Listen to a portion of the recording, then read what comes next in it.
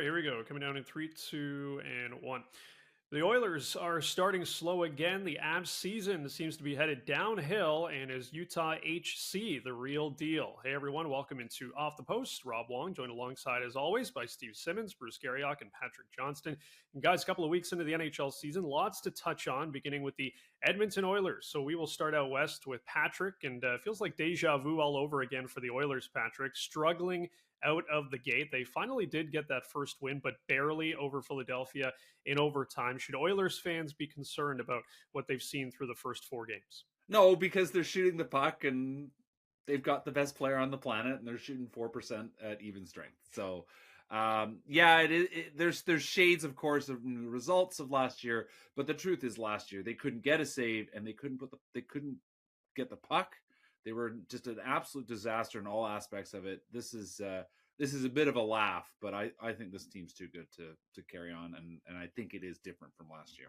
By the way, only one team in the history of hockey has started a season 0-3 and won the Stanley Cup, and that was the Pittsburgh Penguins, one of the Crosby teams of the early of this decade.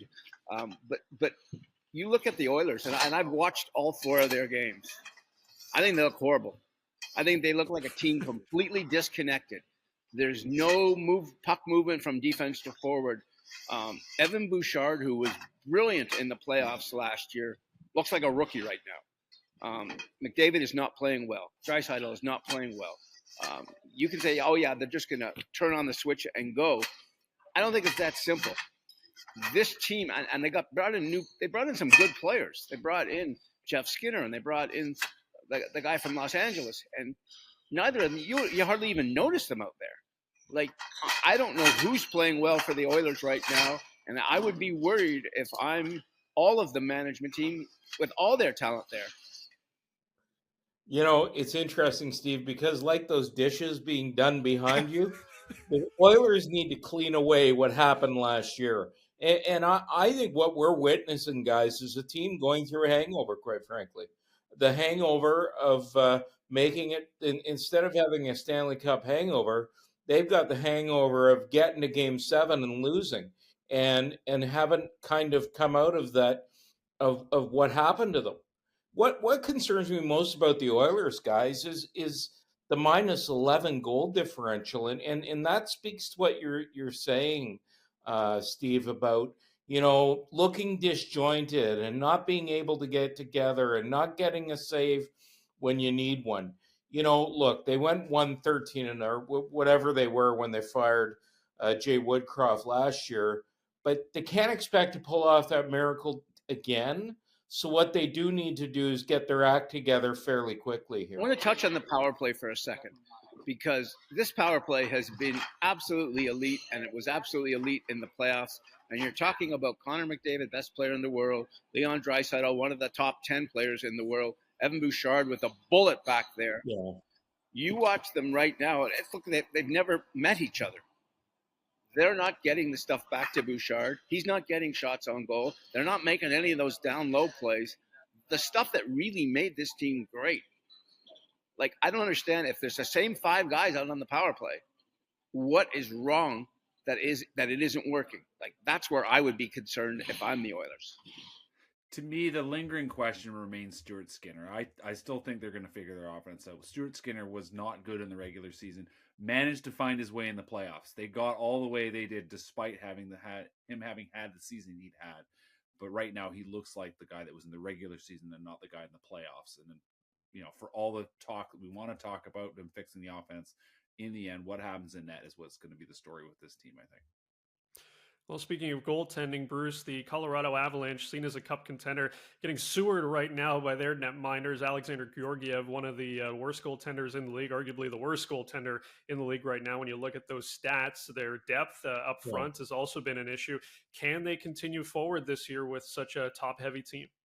Well, I kind of feel like it's all caught up to them, right? I look at what has happened to Colorado in the early going, and I'm not saying by any stretch of the imagination they're done, because they aren't. And I just look at them right now and say they're probably just struggling a little coming out of the gate. I happen to think that Garrioch is the kind of goaltender who can pull it together. But guys, an 0-3 start for them is a bit of a shocker. But they made some big changes in the offseason. And that's kind of what happens when you have success and you can't really keep everybody together. I really wonder about their defense as well, even with Cale Makar. Okay, I like Best defenseman in the world, one of the 3 best forwards in the world, and that's their team. There's not a lot past that. And if their goaltending is going to be below average to poor, they're going to struggle. They don't have Kadri anymore. They don't have Landeskog anymore playing. They don't have Nikishkin playing. They don't have these guys. A lot of good players that were in that lineup are not there right now. And so if they're getting terrible goaltending, how many goals are they going to have to score a night just to keep up with that? And how discouraging is it going to get? And some teams have crappy starting goalies and maybe a decent backup. Right now, it looks like they have a crappy starting goalie and a crappy backup. Steve's point about the forward depth, the lack of a guy like Kadri. You just look at the list, and the strength of this team for so long was not just that they had Nathan McKinnon, but they had 2-3 lines behind him. And right now, you're looking at guys. I mean, Casey Middlestad's a perfectly fine NHLer.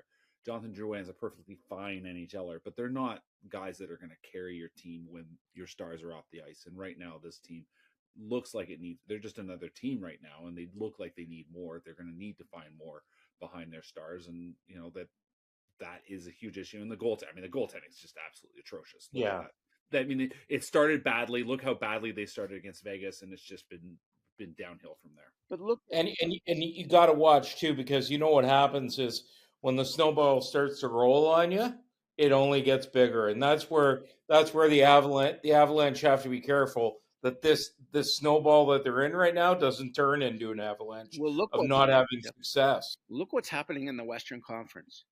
The Oilers kind of suck. The Canucks kind of suck. The Nashville Predators kind of suck. The Colorado Avalanche kind of suck. All these teams that we expected to be pretty good are not. And so suddenly, if you're 6 or 8 points behind, 2 weeks into the season, puts you in a real position where you're going to start trying to climb over teams. And as soon as you get in that position, it's real tough. So amongst all of these suspected to be pretty good teams doing really poorly, 1 or 2 of them are going to wind up on the outside looking in if they don't get going soon. Well, lastly, one team that does seem to be clicking on all cylinders right now, Steve, Utah HC becoming one of the more entertaining teams in the NHL. A lot of young, impressive talent there. Are you buying their early season returns? I'm buying the move, and only because I've experienced it myself. When the Atlanta Flames moved to Calgary in 1980, I was covering them. And they went from being a big, lazy, slow, uninterested team to a team that was completely turned on by the excitement of the city. And they went to the semifinals that year. And when the Quebec Nordiques moved to Denver, they won the Stanley Cup their first year in Denver. They were turned on. They'd never had a Stanley Cup run really in Quebec of any consequence. So now here's a team that's really not been around. They've been building from the right way with young players and speed and skill and that. And they've got, 5 or 6 pretty darn good hockey players. So, yeah, there's talent there. Are they a Stanley Cup contender? No. But I think that crowd, that city, the excitement, all that generated together, it's going to be a big deal, and it's going to motivate those guys all season long. The big difference, watching these guys from Arizona is just as exactly what Steve said. You had a bunch of kids there, but there was never anything behind them. Now they have something behind them, and they're actually a top to bottom NHL team. That was always a struggle for them, was actually filling out that roster. And now they are, and they're having some fun. It's interesting because I can't sit here and say I know that Bill Armstrong's a good general manager, or I know that Andre Tournier is a good coach, because they haven't really had. They've been in a constant rebuild for what, you guys, 10 years or maybe longer. I think now they have. What we witnessed this summer, Rob, was a team that has some resources behind it. And if if moving to Utah is what they need to have success, I think that solid ownership can take you a long way. And it sure feels like they've got ownership now that cares, and ownership that wants to get them to the next level. And, you know, everything is new there and everything is fun. And you know, are they for real? We'll find out in the coming months, but they sure look good. The only thing I know now is that Steve was a child prodigy covering the Atlanta Flames No, I covered at age 12. Calgary Right? Flames. When they moved to Calgary at age 12, Steve was covering the Atlanta Flames when they moved to Calgary. Very exciting. How old were you? I was 23. Oh my goodness, that makes you. Yeah, do the math. It's a. Do the math yourself, folks. I've got a couple. We're not giving everything away. I've got a couple of sources in the Western Conference who are very good at sizing up stuff. And whenever I need an opinion on who's who or what's what, I tend to go to the same people. And I ask the question to, neither of them are with the Salt Lake franchise, by the way. And I asked them about Salt Lake, and both of them, independent of each other, said they've got a hell of a coach. And you know what? You don't hear that often, one team talking about another team's coach. So whatever they're saying about, I don't know how to pronounce his last name, so I'm not going to try. But whatever they're saying about Andre is very positive in the Western Conference. Certainly when all the chaos was swirling around the Coyotes at the end of last season, I heard from more than one person about how important Andre Tourigny was for that room and the way he guided those kids and kept everybody together. And certainly as a non-NHL coach, he's got a great reputation. Now he's got a big chance to put himself forward as an actual NHL coach. Well, and a former head coach of the Ottawa 67s. And before we go, a guy who's just a little older than you turns 90 on Monday, Brian Kilrea. So let's wrap this up by wishing the great Brian Kilrea, Hockey Hall of Famer, a happy birthday, Rob.